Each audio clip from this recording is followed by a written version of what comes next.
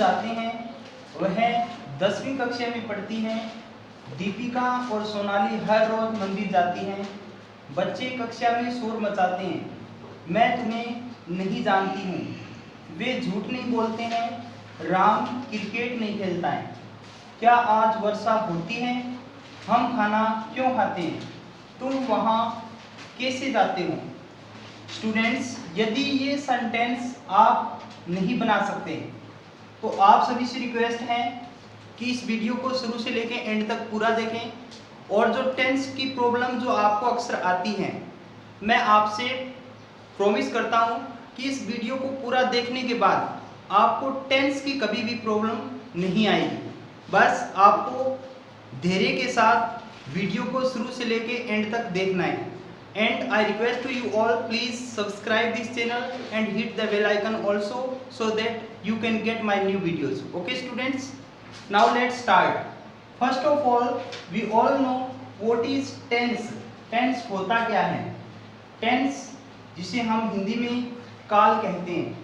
Tense is a form of a verb. Tense is a form. एक रूप होता है, काल एक रूप होता है। किसका रूप? A verb, एक क्रिया का, which shows time, जिससे हमें समय का पता चलता है, जो समय शो करता है। And the state of an action, और किसी एक्शन की, किसी कार्य की अवस्था को, स्टेट को बताता है, या फिर किसी इवेंट की अवस्था को बताता है। ओके स्टूडेंट्स, सिंपल शब्दों में बोलें तो टेंस एक वर्ब है जो हमें समय बताता है, एक कार्य की अवस्था को बताता है, या किसी घटना के बारे में बताता है कि वो घटना एक्चुअल में हुई कब थी। For example, he eats food, वह खाना खाता है। वह खाना खाता है मीन्स अब खा रहा है वो। Sonakshi went to school, Sonakshi school गई। You will read this book, आप इस लेसन को पढ़ेंगे। स्टूडेंट्स, इन वाक्यों को यदि ध्यान से देखा जाए तो ये वाक्य हमें प्रेजेंट का जिक्र करता है, यानी ये प्रेजेंट की बात बताता है हमें। और नेक्स्ट सेंटेंस की बात करें तो ये हमें पास्ट के बारे में बता रहा है कि सोनाक्षी स्कूल गई। You will read this book, आप इस किताब को पढ़ेंगे। इसका मतलब ये बात हमारी फ्यूचर की ओर संकेत कर रही है। इट मीन्स यह फ्यूचर टेंस है। ओके स्टूडेंट्स, यानी वाव, यानी वो काम हुआ कब, वो प्रेजेंट में था, पास्ट में था, या फिर फ्यूचर में था, ये सारा काम हमें बताता है टेंस। कौन बताता है? टेंस। अब जिक्र करते हैं कि टेंस कितने प्रकार के होते हैं। First of all, present tense, past tense, future tense. Present means वर्तमान काल, पास्ट मीन्स अतीत काल, और फ्यूचर मीन्स जो आने वाला समय यानी भविष्य काल। तो प्रेजेंट टाइम की जब बात करें, यानी जो टाइम चल रहा है उसे प्रेजेंट कहते हैं, जो बीत गया है वो पास्ट होता है, और आने वाला है वो हमारा फ्यूचर टेंस है। एक एक करके हम इन पे डिस्कस करते हैं। यानी टेंस के 3 काइंड्स होते हैं और उनके आगे 4 फॉर्म्स होती है, यानी इनको 4 कैटेगरी में डिवाइड किया होता है।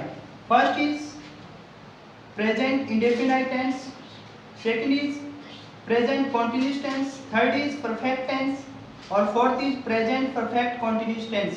स्टूडेंट्स, एक चीज यहाँ ध्यान से देखिए, ये सारे के सारे काइंड्स एक जैसे ही हैं, लेकिन होता क्या है, हमें उस टेंस का जो मेन पार्ट होता है, जो सेंटेंस हम जिस सेंटेंस की बात करते हैं, मीन्स जिस टेंस का जिक्र चल रहा होता है, उस टेंस का नाम आपको आगे बोलना है। जैसे प्रेजेंट की बात कर रहे हैं तो प्रेजेंट इंडेफिनाइट टेंस, इस तरह से बोलना है। काइंड वही होते हैं, लेकिन आगे आपको एक नाम चेंज करना है सिर्फ टेंस का। यानी प्रेजेंट का बोलोगे तो प्रेजेंट, और पास्ट का बोलोगे तो पास्ट, और फ्यूचर का बोलोगे तो future.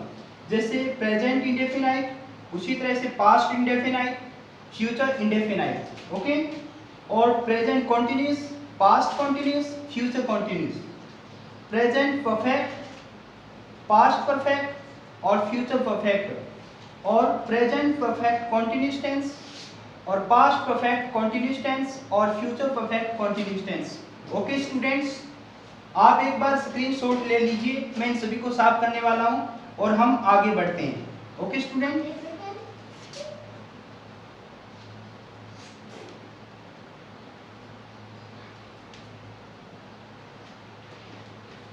I hope you all have taken a screenshot. Now we are going to next part.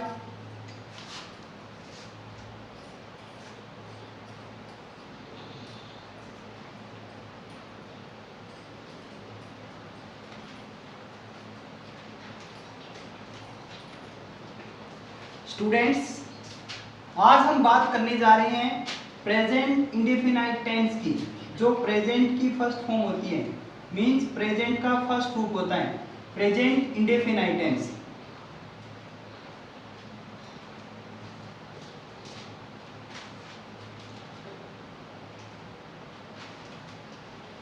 सबसे पहले हमें पता होना चाहिए कि इसको आइडेंटिफाई कैसे किया जाता है। यदि इसको आइडेंटिफाई की बात करें तो सबसे पहले हिंदी के जिन वाक्यों के अंत में ता है, ती है, ते है, ता हूं,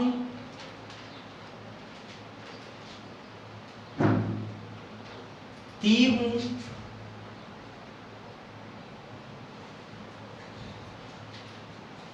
या फिर ते हो,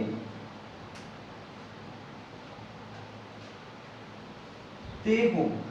यदि ये वर्ड्स किसी सेंटेंस के अंत में आते हैं तो वो टेंस हमारा प्रेजेंट इंडेफिनाइट टेंस है। ओके स्टूडेंट्स, इन सेंटेंस को आपको ध्यान से पहचानना है, और जब हम स्पीकिंग करते हैं तो भी इन चीज़ों का ध्यान रखा जाता है। यदि जिस सेंटेंस के पीछे ये लिखा होता है तो हम उस टेंस की पहचान इंडेफिनाइट से कर लेते हैं और स्पीकिंग में उसी तरह से बोलते हैं। तो स्टूडेंट्स, सबसे पहले इम्पोर्टेंट बात ये है, आपको ध्यान में रखना है सब्जेक्ट्स को। पीछे एक वीडियो भी दिया हुआ है, आप उस वीडियो को ध्यान से देख सकते हैं। मैं एक बार सब्जेक्ट को डिवाइड कर देता हूं। हमने पढ़ा हुआ है कि सब्जेक्ट दो तरह के होते हैं, एक होता है सिंगुलर और second is plural subject. Singular में हम ही, सी, इट और किसी एक पर्सन का नेम, प्लेस का नेम और थिंग का नेम, मीन्स वो चीज एक है होनी चाहिए, उसे हम सिंगुलर में काउंट करते हैं। इसके अलावा हम आई को भी सिंगुलर में काउंट करते हैं। प्लूरल की बात करें, यू, वी, दे और नेम एक से ज्यादा, मोर देन वन नेम्स।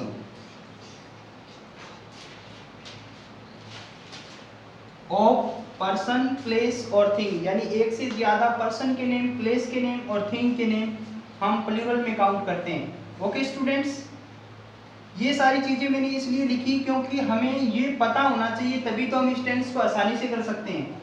जब हम वाव लगाएंगे तो स्टूडेंट एक चीज का यहाँ ध्यान देना है, जब भी हम अंग्रेजी बनाते हैं तो एक चीज ज्यादा मायने रखती है किसी भी टेंस को ट्रांसलेट करने में, वो होती है फॉर्मेशन। सबसे पहले तो हमें पता होना चाहिए उसका सब्जेक्ट।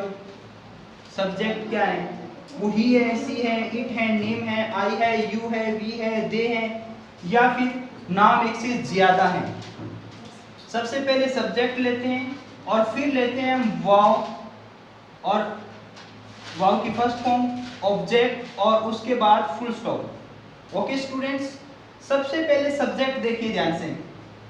आपका सब्जेक्ट यदि सिंगुलर है तो प्रेजेंट का अफर्मेटिव वाक्य आपको वर्ब की फर्स्ट फॉर्म के साथ एस या ईएस लगा के बनाना है।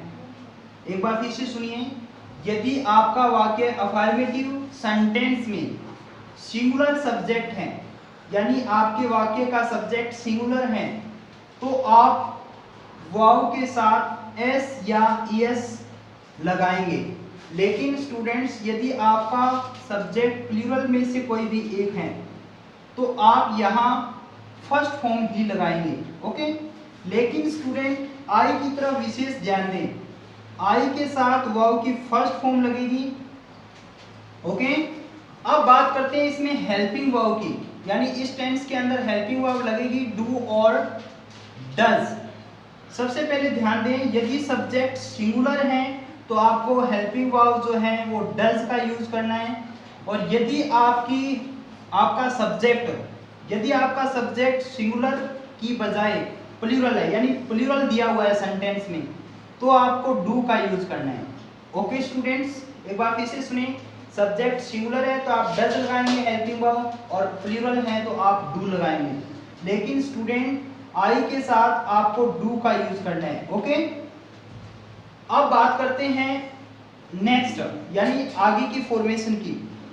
एक बार आप इनका भी स्क्रीनशॉट ले सकते हैं, क्योंकि मैं इसको भी डिलीट करने वाला हूं, इरेज करने वाला हूं, और आगे बढ़ते हैं।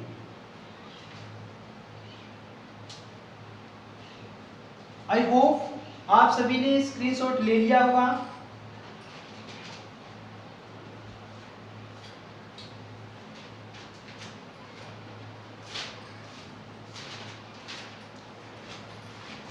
Students, now we are going to discuss affirmative sentence. सबसे पहले बात करेंगे अफर्मेटिव सेंटेंस की।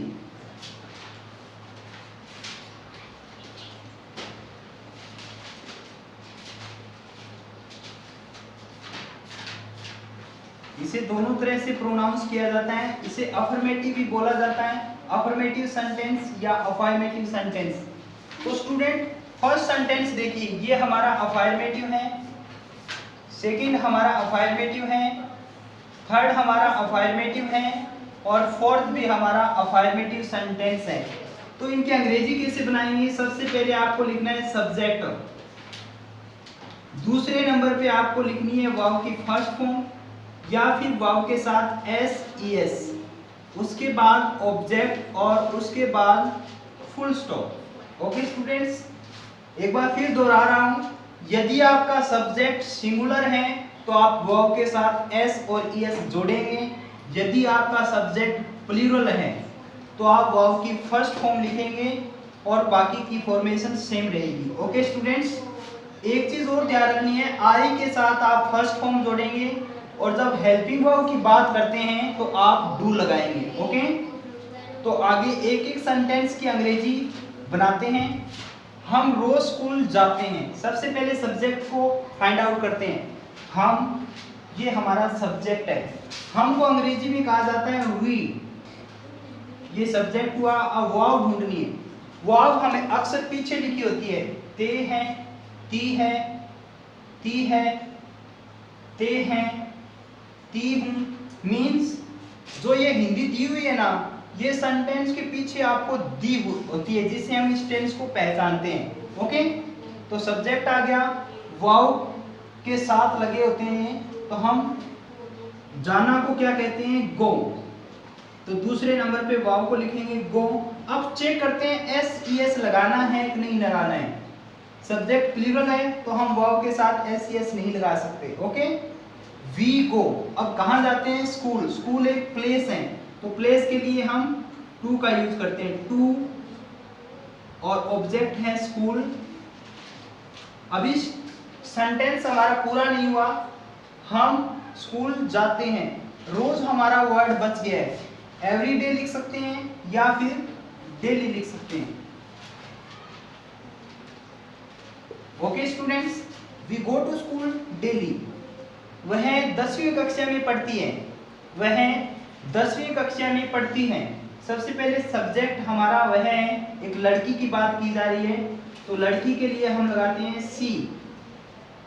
अब वर्ब की फर्स्ट फॉर्म लगानी है, आपको डिसाइड करना है कि वर्ब के साथ एस लगाएं या फिर ना लगाएं।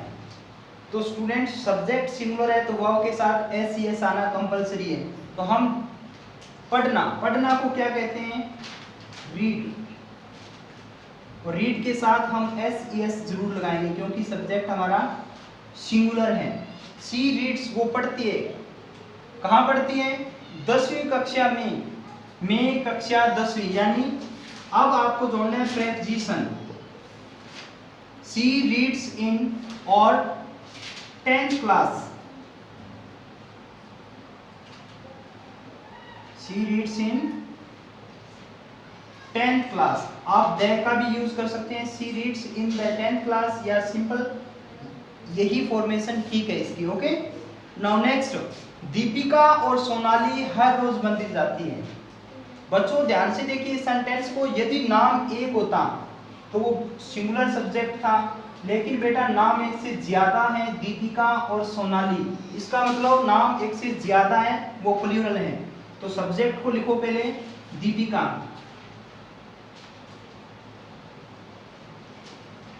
दीपिका एंड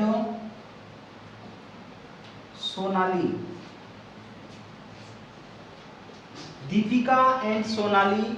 अब हमें फाइंड आउट करना है वाव को, जाना, जाना को हम कहते हैं गो। अब ध्यान से देखिए सब्जेक्ट एक और दो, यानी 2 सब्जेक्ट एक से ज्यादा है, प्लूरल है, तो एस यस की कोई जरूरत नहीं है। दीपिका एंड सोनाली गो, अब प्लेस की बात की जा रही है मंदिर, टू टेम्पल, टेम्पल को नीचे लिख देते हैं,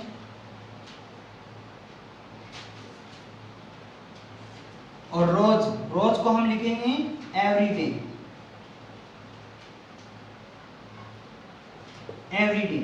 Deepika and Sonali go to temple every day. बच्चे कक्षा में शोर मचाते हैं। सबसे पहले सब्जेक्ट को फाइंड आउट कीजिए। बच्चे, बच्चे एक से ज्यादा हैं तो आप लिखेंगे चिल्ड्रन,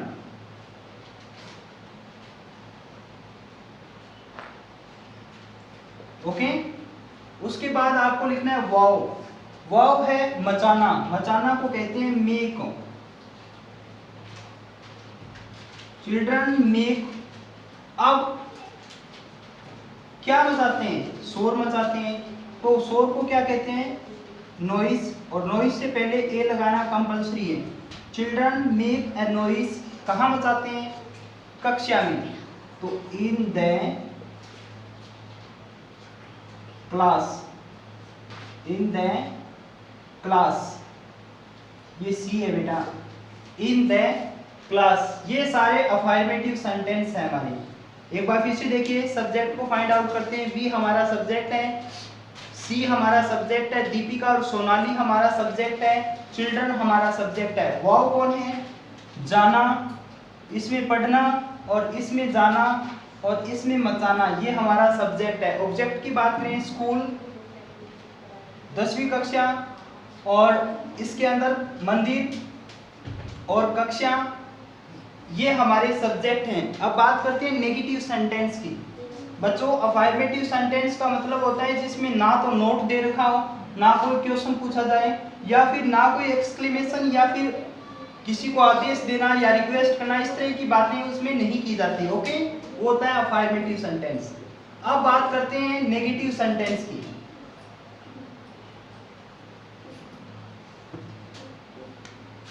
नेगेटिव सेंटेंस है हमारा, मैं तुम्हें नहीं जानती हूं, वे झूठ नहीं बोलते हैं, राम क्रिकेट नहीं खेलता है। ये 3 सेंटेंस हमारे नेगेटिव हैं। तो सबसे पहले नेगेटिव की फॉर्मेशन जान लेते हैं, होती क्या है।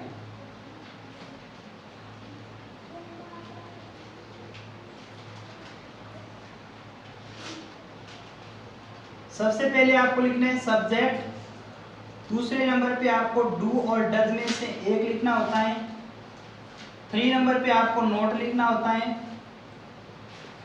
अब आपको वाव की फर्स्ट फॉर्म ही लिखनी है, ऑब्जेक्ट और फुल स्टॉप।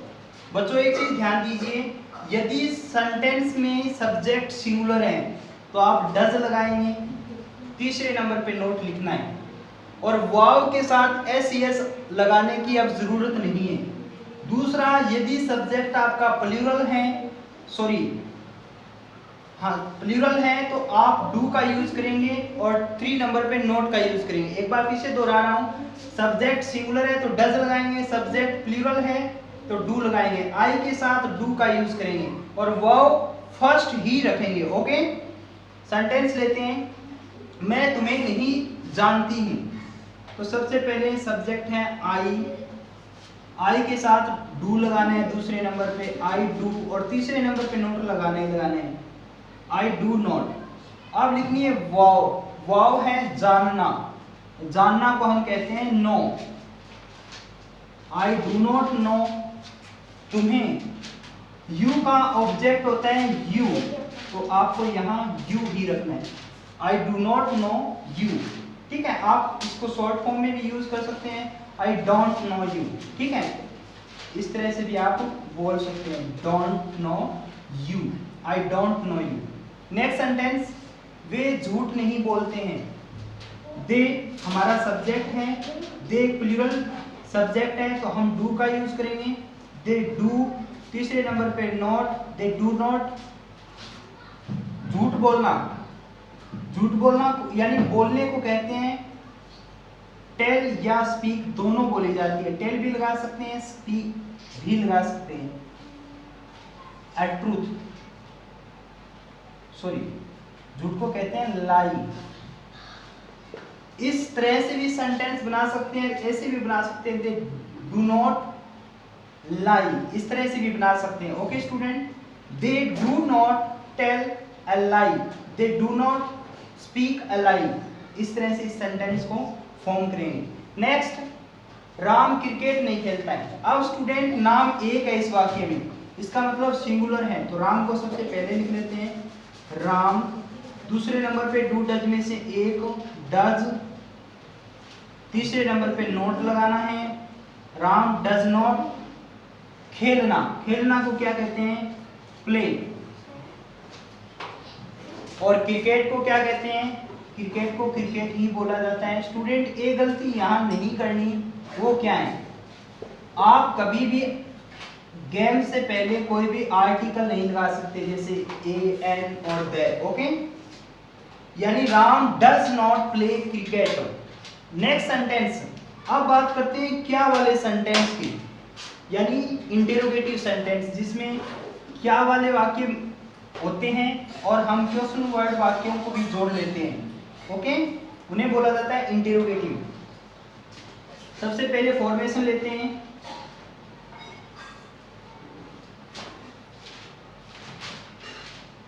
Interrogative sentence.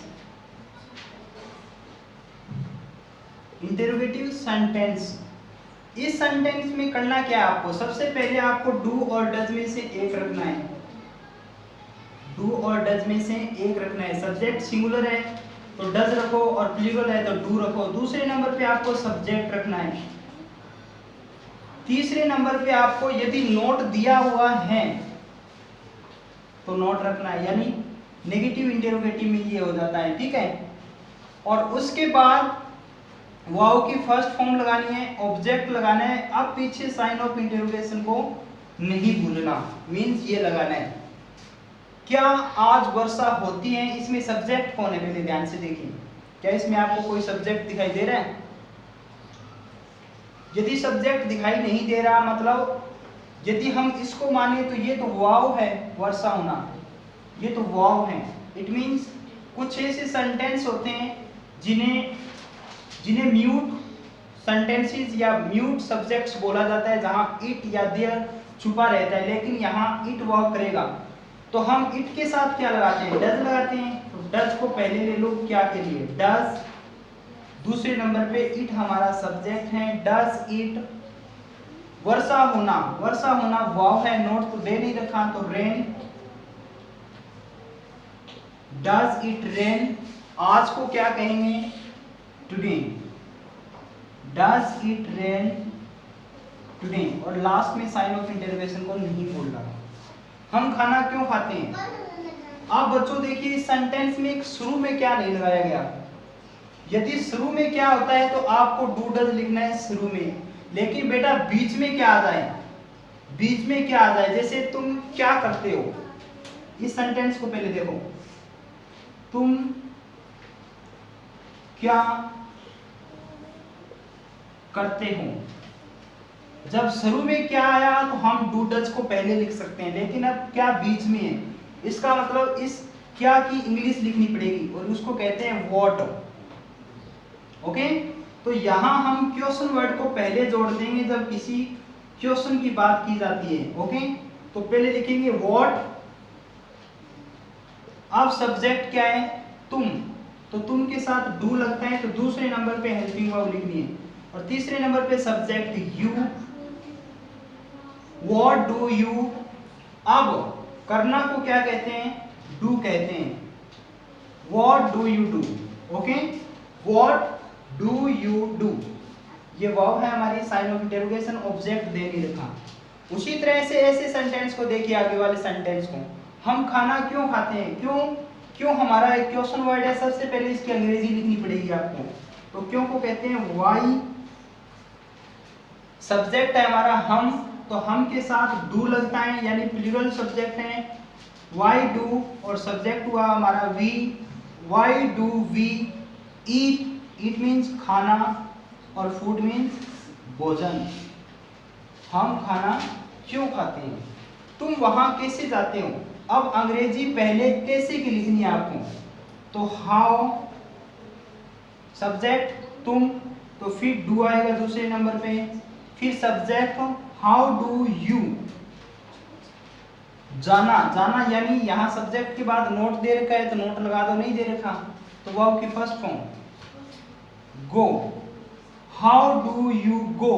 अब वहां के लिए हम लिखेंगे देयर। ओके स्टूडेंट, बच्चों ये सेंटेंस ध्यान से देखिए, अभी कहीं जाइएगा मत। कई बार हमारे साथ क्या होता है, जब हम टेंस को सीख लेते हैं, खासकर 9th के स्टूडेंट्स, 10th के स्टूडेंट्स, 11th या 12th के स्टूडेंट्स, बच्चों उस समय होता क्या है कि मेरे टेंस तो सारी कवर है, मुझे वाक्य बनाना भी आता है, फिर भी हम कुछ सेंटेंस में जब वर्ब भरनी होती है तो हम वहाँ चूक जाते हैं। इसलिए स्टूडेंट इस टेंस में मैं कुछ बातें आपको इम्पोर्टेंट बताने वाला हूँ। यदि आपके एग्जाम में यदि वो आ जाता है, मीन्स इस टेंस से रिलेटेड कोई बात आ जाती है, तो आप कभी भी मार खाने वाले नहीं हैं। ओके, तो बात करते हैं कि ये टेंस यूज किस लिए किया जाता है। ये सभी आपने देख लिया होगा। अब बात करते हैं वन बाय वन आगे की फॉर्मेशन की, मीन्स एग्जाम में कैसे वर्क करता है ये। सबसे पहले तो इसके कुछ रूल्स होते हैं, उन रूल्स को आपको याद रखना होता है।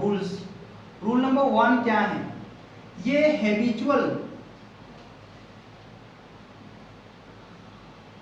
हैबिचुअल एक्शन के लिए यूज किया जाता है। हैबिचुअल एक्शन क्या होता है, आदत के लिए, यानी हम आदतवश जो करते हैं, जैसे मैं सुबह जल्दी उठता हूँ, वो वहाँ जाता है, वो ये करता है, वह ये करती है। मीन्स कहने का मतलब यदि हमें किसी की आदत बतानी हो ना, तो ऐसे सेंटेंस के लिए हम प्रेजेंट इंडेफिनाइट टेंस का यूज करते हैं, और वहाँ वर्ब की फर्स्ट फॉर्म या फिर नेगेटिव आ जाए तो डू डज में से एक हो, यहाँ वर्ब की फर्स्ट फॉर्म के साथ एस भी लगाना होता है यदि सब्जेक्ट हमारा सिंगुलर है। ओके स्टूडेंट, दूसरा रूल क्या है, रूल नंबर 2 क्या है, इसका यूज किया जाता है जनरल ट्रूथ के लिए। जनरल ट्रूथ के लिए ये क्या होता है, जनरल ट्रूथ का मतलब होता है कि जो सच्चाई, जिस चीज को हम चेंज नहीं कर सकते, जो जैसी चीज है वो वैसी ही है। जैसे सूर्य पूर्व से निकलता है तो इसका मतलब ये हुआ हम अपनी तरफ से उसे चेंज नहीं कर सकते, वो वही निकलता है। जैसे दूसरा सेंटेंस लें तो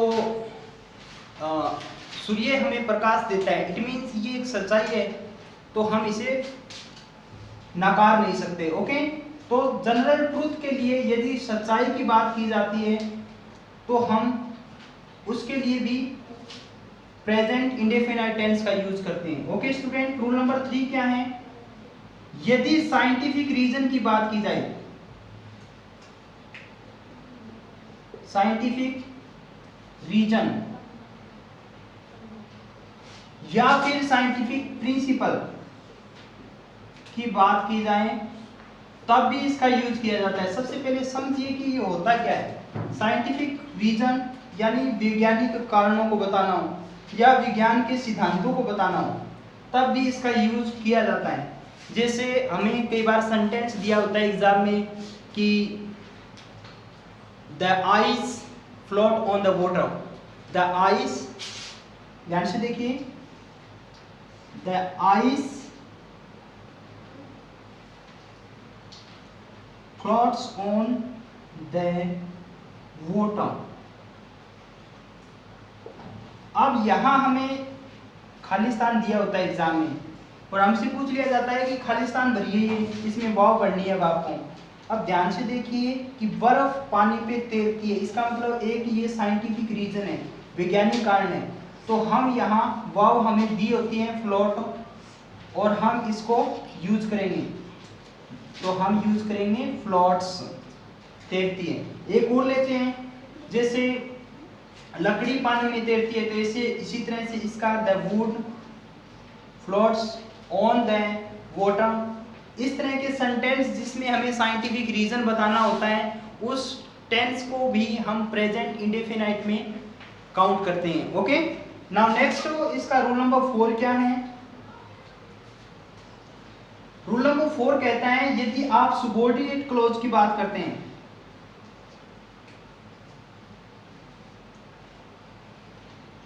सुबॉर्डिनेट क्लॉज 10th क्लास में एक टॉपिक है क्लॉज का, वहां इस चीज का जिक्र करते हैं, मैं इसको डीप में नहीं जाऊंगा। यदि सेंटेंस इफ से शुरू हो रहा है या व्हेन से शुरू हो रहा है या फिर टिल से शुरू हो रहा है, ठीक है, ये सबऑर्डिनेट क्लॉज को हमें बताते हैं कि इसमें सबऑर्डिनेट क्लॉज है। सबसे पहले तो सबऑर्डिनेट क्लॉज का आपको पता होना चाहिए कि ये क्लॉज होता कौन सा है, यानी हमने सेंटेंस को पढ़ा है। सेंटेंस भी हम जानते हैं कि सेंटेंस को यदि सिंपल सेंटेंस में लें, कंपाउंड में लें, या फिर मिक्सर सेंटेंस, या फिर सेंटेंस के अलग पार्ट में से एक है, यदि उनमें से कोई सेंटेंस दिया हुआ है, यानी एक सेंटेंस जब दूसरे पे आश्रित होता है, उसे कहते हैं सबऑर्डिनेट क्लॉज। इफ जैसे कोई वाक्य लेते हैं, इफ यू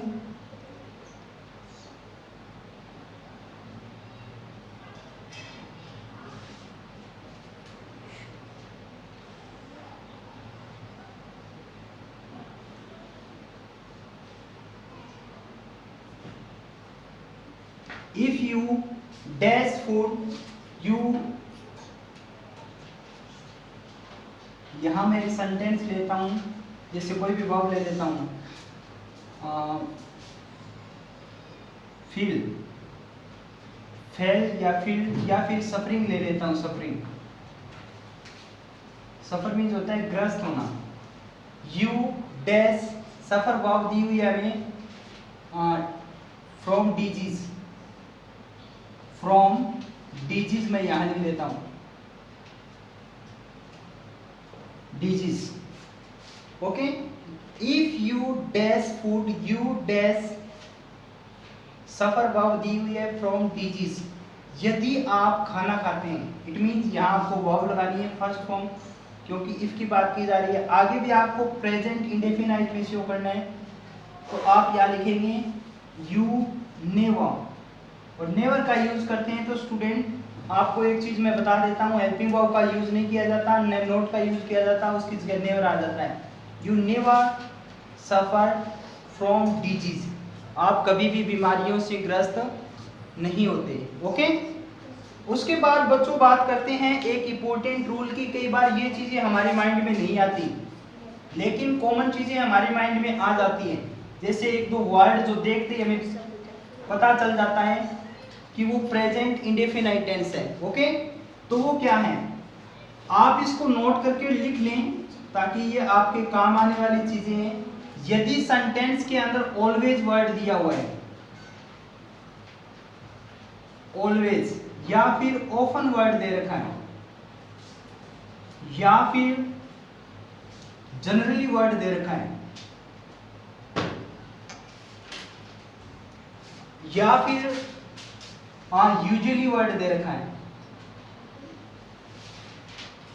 या फिर एवरी के साथ दे रखा है, every day, every month, every week, every year, या फिर इन अ वंस दे रखा है। या फिर इसके अलावा आपको वर्ड दिया हुआ है नेवर। ऐसे सेंटेंस के अंदर यदि ये वर्ड्स आपको मिल जाते हैं तो कंडीशन आपको देखनी होती है कि वो कंडीशन किस तरह से सेंटेंस के अंदर शो की गई है। यदि आप उसमें से कंडीशन पहचान लेते हैं तब तो आप कर ही सकते हैं। लेकिन स्टूडेंट यहाँ नेवर जो वर्ड है कई बार हमें परफेक्ट टेंस में यूज किया जाता है, यानी हम इसको यूज करते हैं। तो इसको थोड़ा सा आपको टेंस की फॉर्मेशन के अकॉर्डिंग आपको हैबिचुअल, साइंटिफिक रीजन या ऐसी चीजें लग रही है तब आप इसका यूज करें। बाकी आप इसके अंदर देख के आप यूज कर सकते हैं। इसमें आप डेली वर्ड को भी जोड़ सकते हैं, डेली। ओके, आप इनका स्क्रीनशॉट ले सकते हैं क्योंकि इंपॉर्टेंट चीजें हैं। यदि आपके वाक्य के अंदर ये चीजें आ जाती हैं तो आप बिल्कुल भी गलती ना करें, वहां डेफिनेटली आपका प्रेजेंट इंडेफिनाइट टेंस आने वाला है। क्योंकि 10th क्लास में, 9th क्लास में, 11th क्लास में और +2 क्लास में ये बहुत मायने रखता है। जब हमारा वाव का एक भी वाक्य गलत हो जाता है तो हमें बाद में उसका हर्जाना भुगतना पड़ता है। Okay student, I hope you all have taken a screenshot.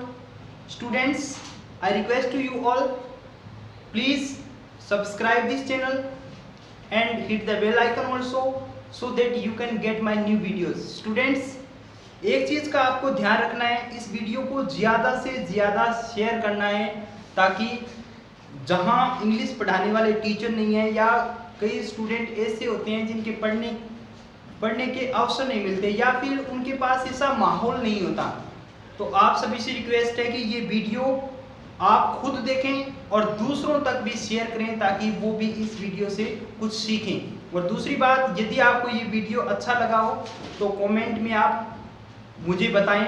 आपका कमेंट मुझे मोटिवेट करेगा। और एक चीज़ और भी ध्यान रखनी है आपको स्टूडेंट्स, इसके बाद भी बाकी टेंसेस आने वाले हैं, तो आपसे रिक्वेस्ट है 1 बाय 1 आप एक एक टेंस को देखें। मैं गारंटी लेता हूं, यानी आपसे पूरी प्रॉमिस करता हूं कि आपको कभी भी टेंस की प्रॉब्लम नहीं आने वाली।